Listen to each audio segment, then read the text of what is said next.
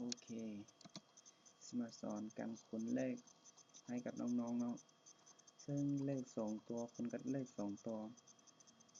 น้องๆจะได้ไปตั้งแบบตั้งแล้วคูณออกมาเนาะแต่วิธีนี้เขาจะไม่ได้ไปตั้งแบบตั้งคูณแบบนั่นเนาะเขาจะมี3ขั้นตอนในการคูณคือขั้นตอนที่1เป็นเอาเลขหัวน้อยคูณกับเลขหัวน้อยจะเป็น3คูณ2ออก6เขาจะเอา6แม่นตัวเลขท้ายสุดของผลออกเนาะขั้นตอนที่2เราจะเอาเลขหัวน้อยคูณที่1คูณครับกับเลขหัว10คูณที่2และเอาเลขหัว10คูณที่1คูณเลขหัวน้อยคูณที่2แล้วบวกเข้ากันคูณที่1ก็คือ23แล้วก็คูณที่2แม่น12เนาะ